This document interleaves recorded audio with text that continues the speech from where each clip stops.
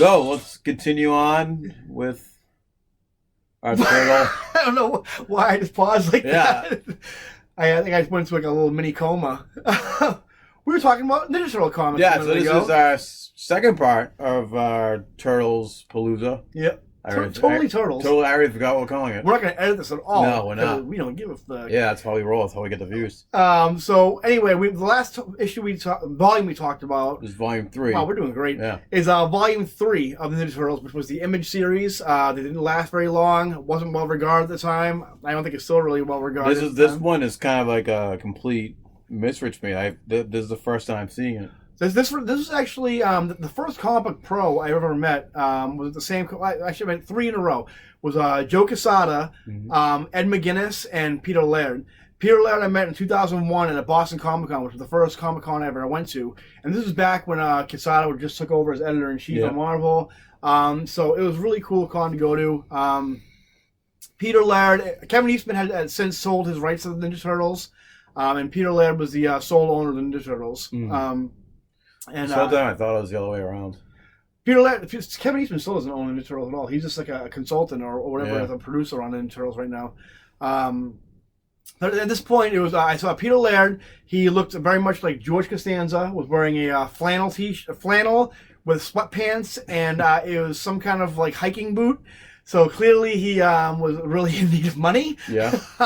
Ninja Turtles weren't very popular, but they're on the cusp of kind of returning with the TMNT movie we talked about. And there was a 2003 show coming in the works that hadn't come out yet, but it was on the brink of coming out. Yeah. So anyway, we saw this volume was volume 4. Peter Laird and Jim Lawson came back through Mirage Studios. This comic was returned back to its black and white roots, which I guess didn't really leave since Image was doing in black and white too. Yeah. Laird was not a fan of the Image series, did not use any of it as canon. So this wipes out the Image storyline. Yeah, so all the stuff with like, Raphael being disfigured, the Shredder, Donatello. Laird, I guess, never approved any of those decisions, which I don't know why he would have to, because he told the guys they could do whatever they want. Yeah. But anyway, he probably thought that they would go that drastic off the reservation with the. If I can kind of go off on not a tangent, but like from what I see, Peter Laird seems like kind of a dick. Yeah. Kevin Eastman's a sweetheart. I met him in Framingham or Boston, and he was just a nice guy. He's he an signed American the book treasure. for free. He drew a little figure for me for free. I said, dude, thank you for Make My Childhood Great. He's like, no, thank you. Kevin Eastman, as he's banging porn stars. Yeah, as he's banging porn stars.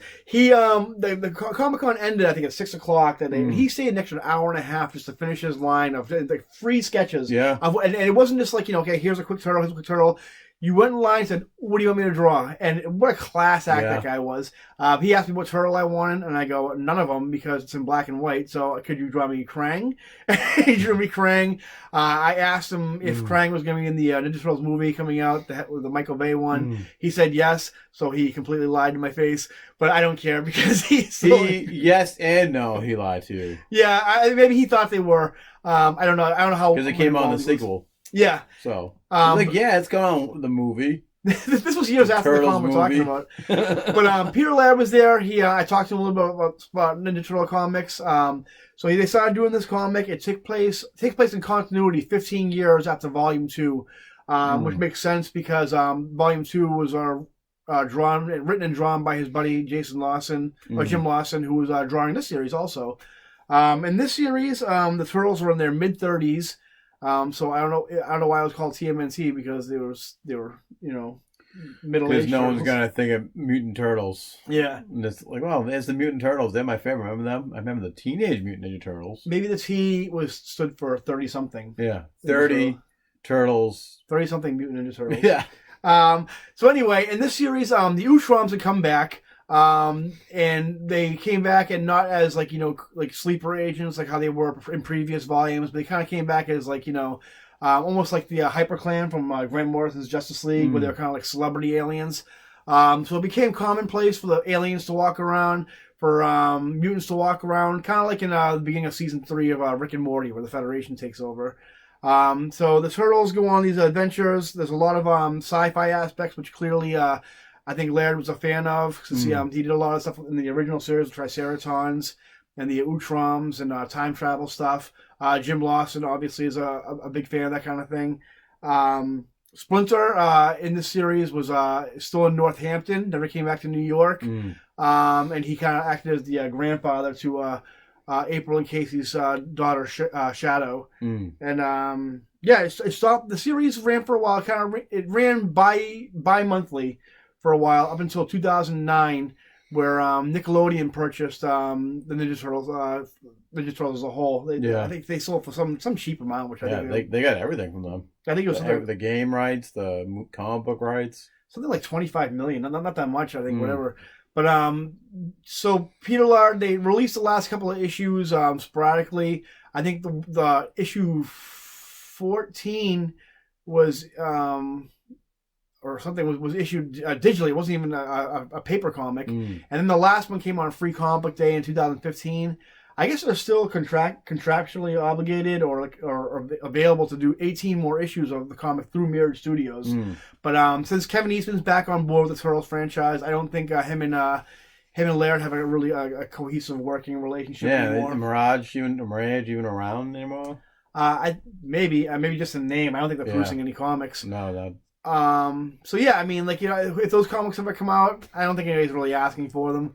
Really, maybe if anything, it'll be an IDW thing like they're doing with Urban Legends. I mean, they'll do Urban Legends 2 and then do the rest of this. Turtles completists, hardcore fans may want to see them. This the same thing as people want to see the Snyder cut, like we talked about, that kind of thing. Might be kind of cool to see where he would have took it, but I think right now we're pretty content with the series we have right now. So that was basically that series right now. It's kind of pretty forgettable. Kind of Laird's last gasp of breath for give me money now to get this money off the Turtles. Once you're so that's the end of Volume 4. One series we're going to talk about, which isn't really a Ninja Turtles in canon as far as the original series going forward, which was a series that ran from 1988 to 1995, which was the Ninja Turtles Archie Comics adventures. It was called Ninja Turtles Adventures. Mike, have you read any of these issues? Or? So as a kid, more like I read like the first 4 or 5 issues when I was a kid. That's what I remember when I was a kid. I remember getting it in a Turtles board game, and I thought it was the greatest Turtle book I ever read, and I really did. Even to this day, I kept searching for it, not realizing it was Turtle Adventures. I thought it was just a standalone Turtles comic book that came out with the Turtles board game I got, and if I knew it was Turtle Adventures, I would have picked up the single issues. But then years later, maybe late 2000s, mid 2000s, it came out. And I've been searching this thing forever, and it was Turtle Adventures, but it was by far the best Turtle book I read. These comics were the ones you'd find in the grocery store. The ones you're I'm not. These are the cartoon ones, because I mean, at the time they came out, it was the mid 90s. It was kind of the Image boom.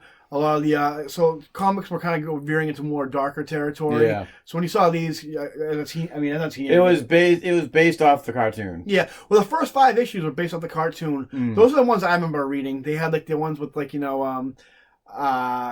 the shrinking, where they shrunk the Statue of Liberty and the shrinking turtles. Those kind of somehow stories. They got the turtle van up a building, and then water was under the building, inside was underwater, but not outside. It was really weird, but I loved that book. Reenacted in Batman Forever, where Batman is just a Batmobile up the side of the building. Yep. Not really at all. Yeah. They had that awesome Offspring song in it, though. Smash It Up. It's a great soundtrack. Who else is in there? Seal, obviously. Yeah. U2, Hold Me, Throw Me, Kiss Me, Kill Me. Yeah. Great U2 song. But anyway, back to the Turtles Adventures. This series, like we said, it was they did the first Gucci 5 issues. loves it too. Yeah, why not? Animals, of course, Gucci loves it. But they, like I said, the first 5 issues were kind of like Tales from the Cartoon, which we all knew was a lot of people's gateway to Ninja Turtles. And then the series kind of goes off into its own kind of adventures. I think it was the writer Ryan Brown, I think, and Stephen Murphy were the artists. Stephen Murphy, by the way, was a great artist on this. It's very cartoony, very Archie. But I mean, some of his storytelling is great. So issue 5 through 11, we kind of get introduced to the Mutanimals, which get referenced in the cartoons and other media. And the cartoon is more, I think it's Slash, and Who else? I don't know. Slash. Yeah. and some other guys. Oh, Mono Gecko and stuff like that. That's in the 2012 cartoon. And the comics. And then they bring them back in the IDW book, too. Yeah. So a lot of time, with a lot of the stories, they're basically like, they had all these action figures they were pumping out, like Mondo Gecko, Wingnut and Screw Loose, the Bull Guy, and that kind of stuff. I think Gecko's one of the most expensive. Yeah, Ace Duck. Yeah. One of the more expensive ones. And they basically started making stories involving these characters and stuff like that. Like Wingnut and Screw Loose, I think, are on the first storyline. They in the later issues after I think it's like, what is it, 12 through 13. Turtles' popularity started to kind of dwindle around this time because of things like Power Rangers and, surprisingly enough, WrestleMania. Yeah. I always had a love-hate relationship with Power Rangers because they took the Turtles. But I also love the first Mighty Morphin Power Rangers series. So now we have so much nostalgia thrown in our face. We can kind of live in the world. They both can kind of coexist, and it's great. But in the WrestleMania one, there's the Intergalactic WrestleMania storyline where I think Wingnut and Screw Loose are in there. And that storyline actually ends up getting not rehashed, but there's a callback to it in the 2003 series when they do the Battle Nexus. Where they have Usagi Yojimbo's in it and the Triceratons, and Michelangelo ends up winning the whole thing, surprisingly, and it pisses Raph the hell off. But this that storyline happened. What else? We end up doing where April starts training with Splinter, which we have callbacks to that in the movie and 2012 series. They do a lot of deep dives, but April and Splinter kind of become like an unlikely pair, mentor, mentee relationship, and they go on like deep, Japan adventures and stuff like that with a lot of supernatural elements. The writer, what's his name again? Ryan Brown.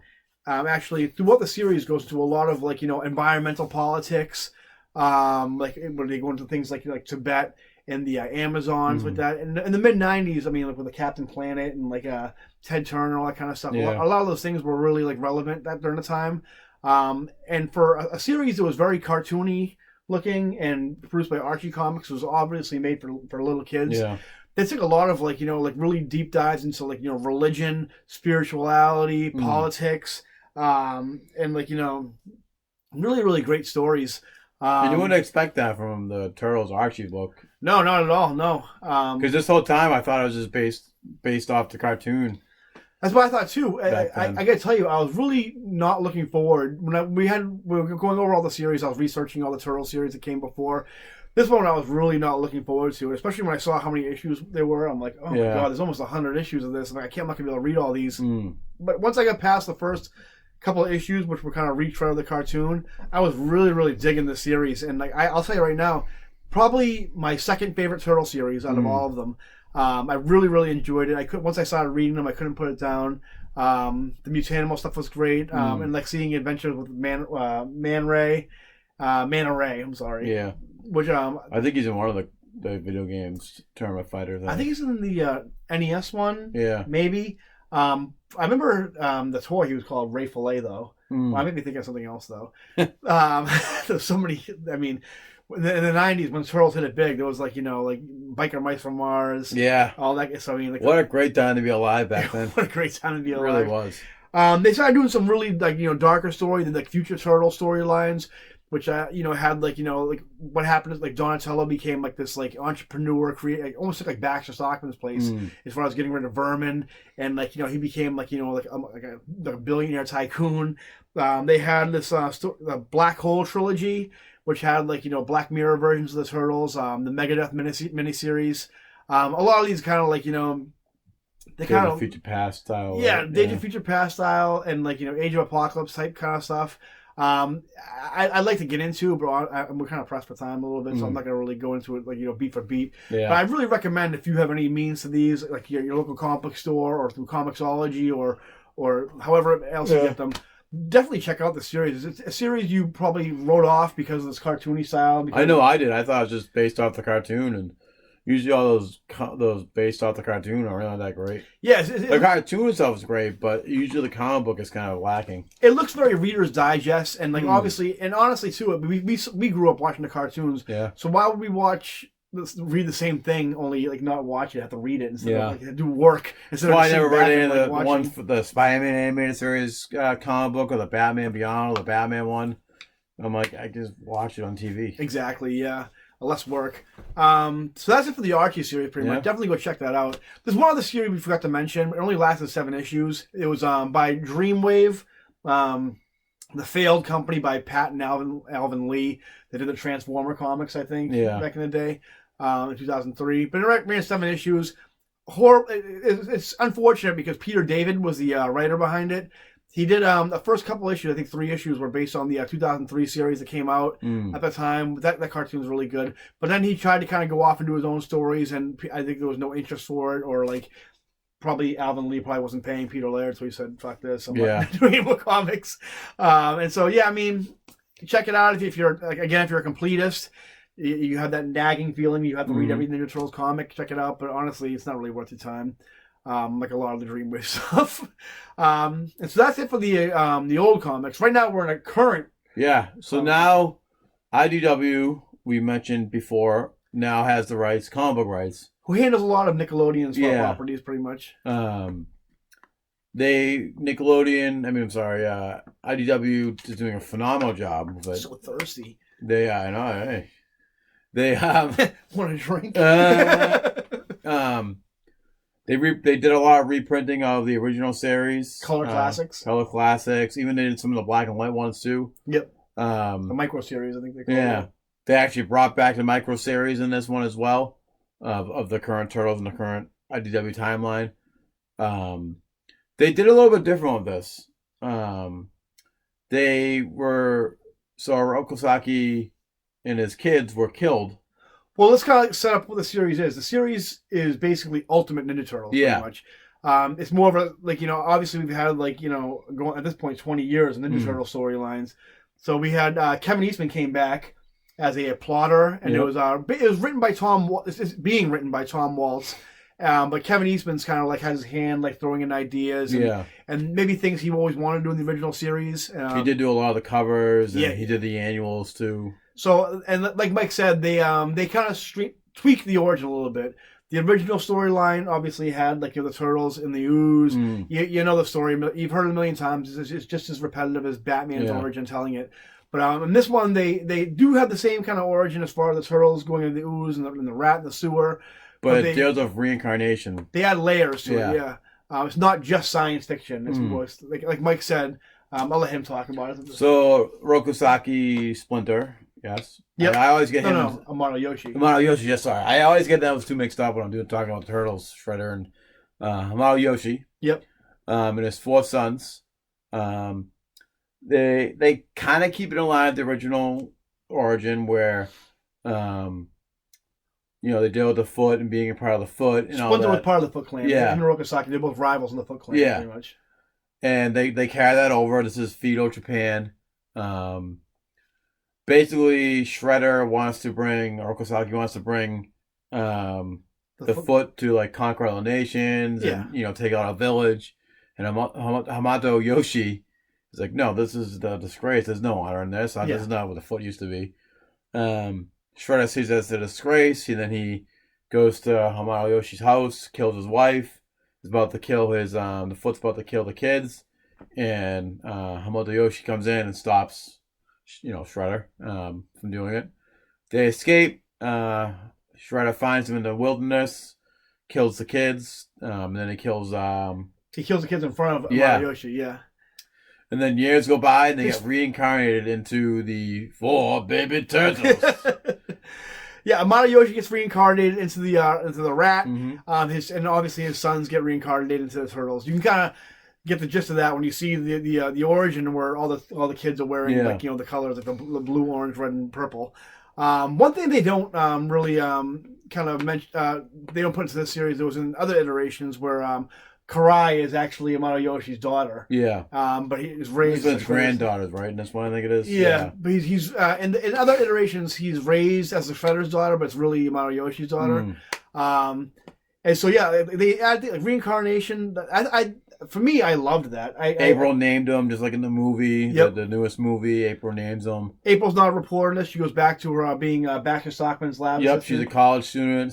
Same with Casey Jones. Yep. Ralph. They all get reincarnated. They makes them get bigger and all that stuff.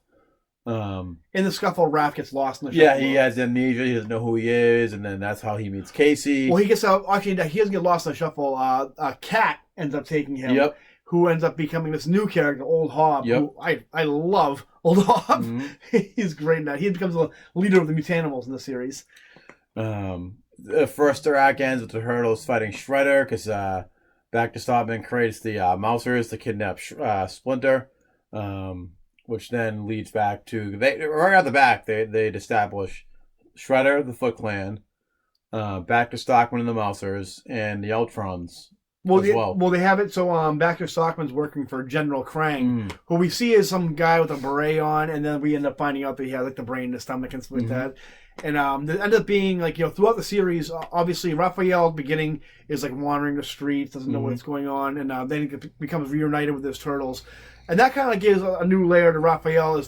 In all the iterations, Raphael has always been kind of like a loner and a hothead. Yeah. And we kind of give reason to why he acts like that, because while he's assimilating back with his brothers, he doesn't really feel any affiliation to them right away, because he's kind of like, we're brothers, but I never knew. Yeah. And so he's kind of like just thrown into his family without like, any kind of like feelings of closeness to them. So with this series, they do new, like you said, Ultimate Spider-Man of the Turtles. Ultimate Turtles. Yep. A lot of key storylines that stick out were when Leo joins the Foot, he gets brainwashed or loses. I forget the exact way, if he either loses his memory or gets brainwashed. In other iterations, Shredder offers him a place because he sees the potential in Leonardo, and he kind of offers him a place to lead the Foot Clan. Yeah. And this one, they full on, like, it's almost kind of like that issue of Spider-Man where Norman Osborn's trying to like torture Peter Parker and becoming his son.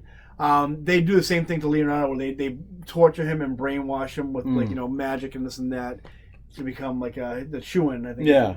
So then he leaves the Foot for a few issues. Then he comes back to the fold. Becomes an awesome costume too, by the way. What by far? Like, yeah. If they ever do a Mega Turtles game, not by fans like the Ruskapalooza, I wish they had like all the costumes. They need to do an action figure of that costume. Yeah. They need to do a series of IDW action figures.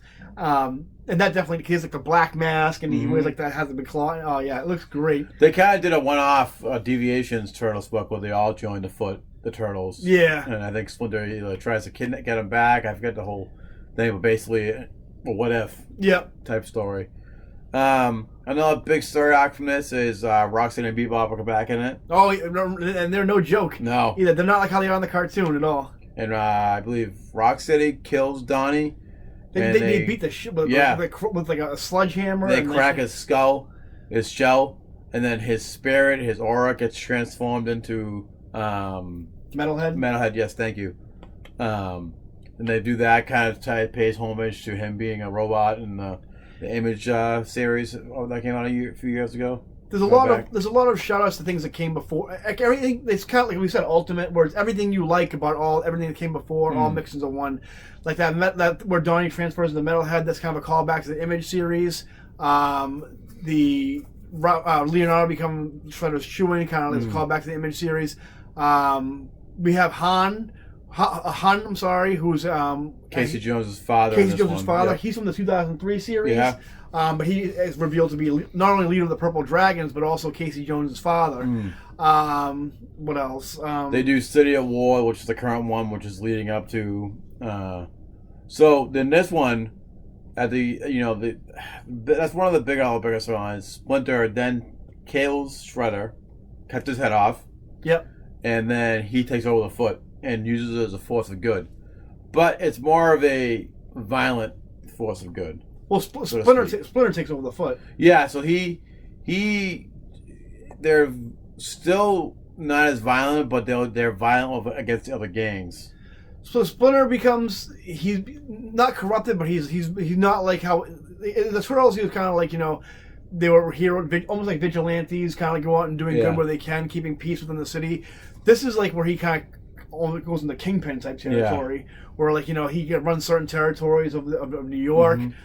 He actually kicks the Turtles out of the Foot Clan too. Where they're separated from like the Splinter. He's exiled. They're exiled from the Foot Clan.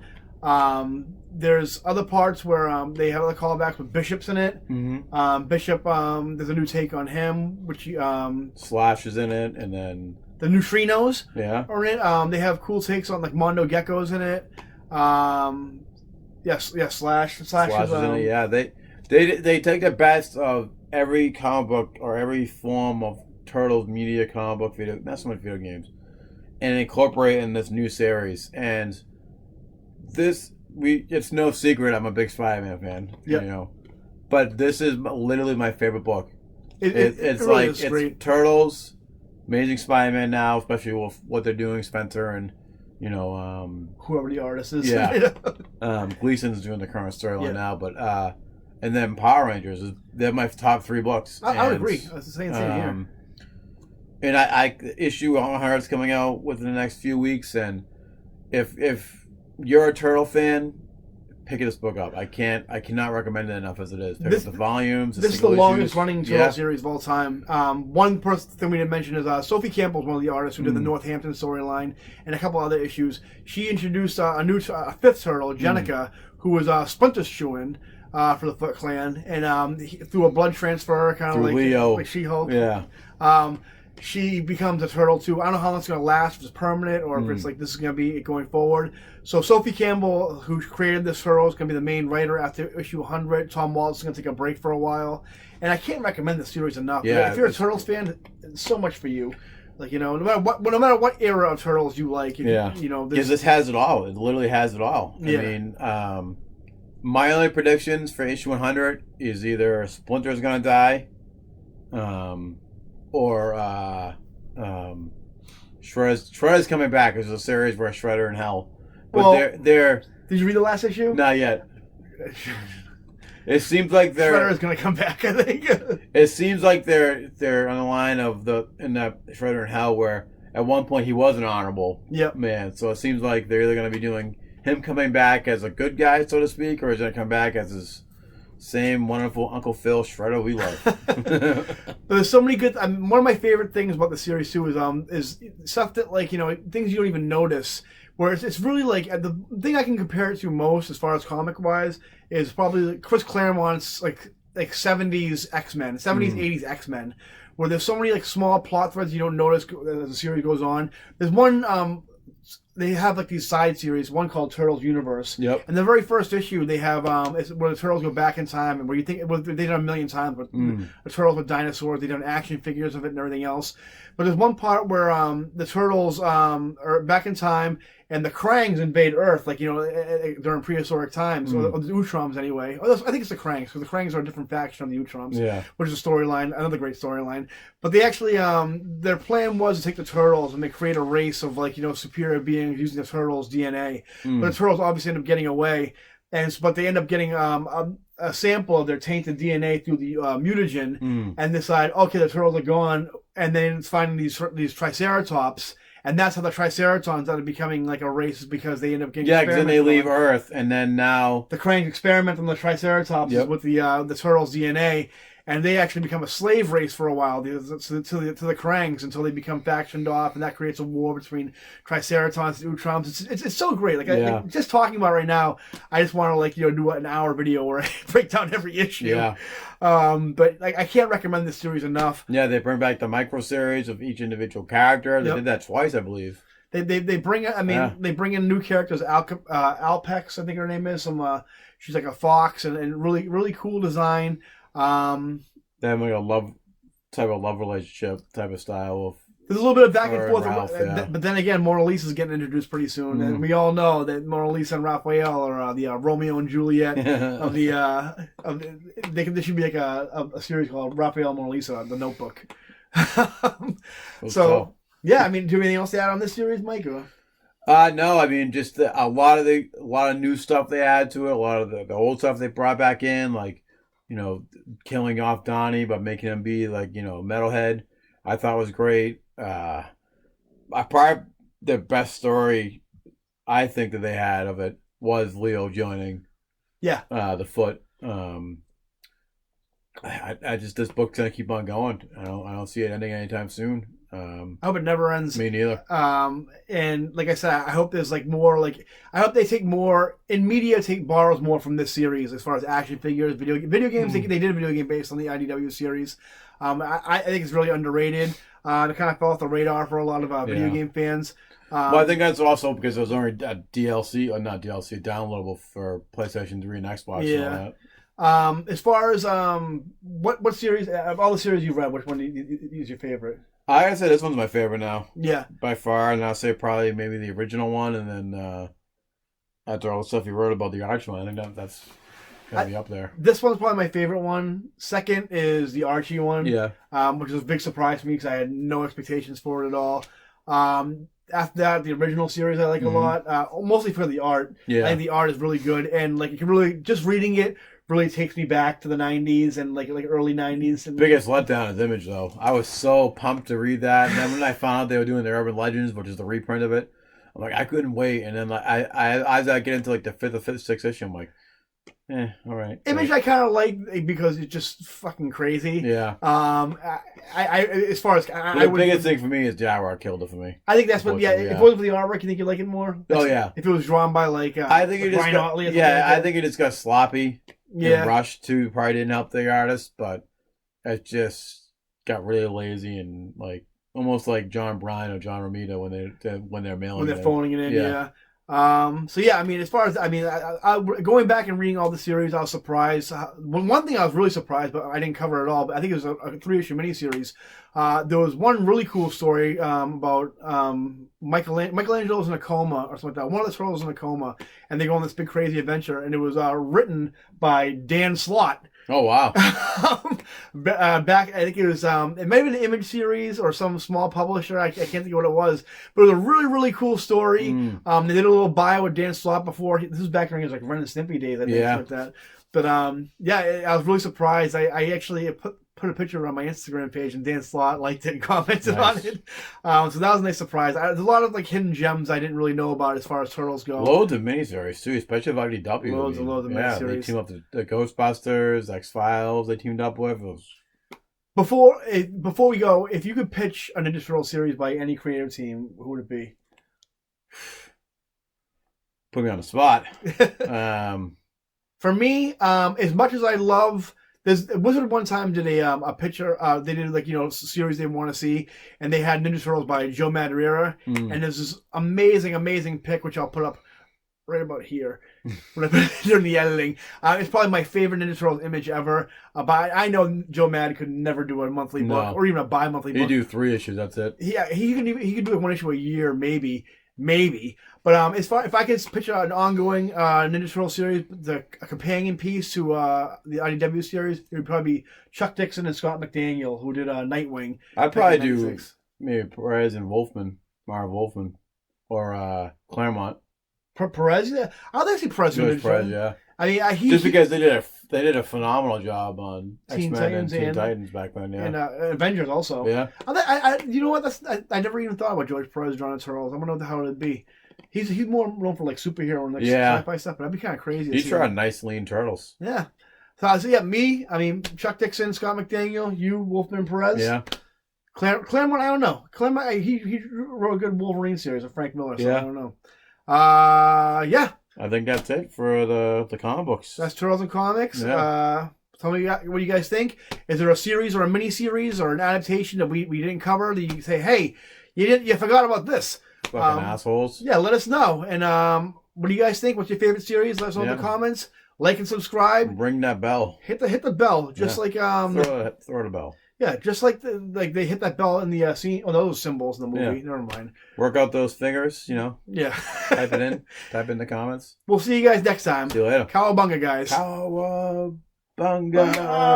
We didn't plan that, so. I'll do it again. Cowabunga. Cowabunga.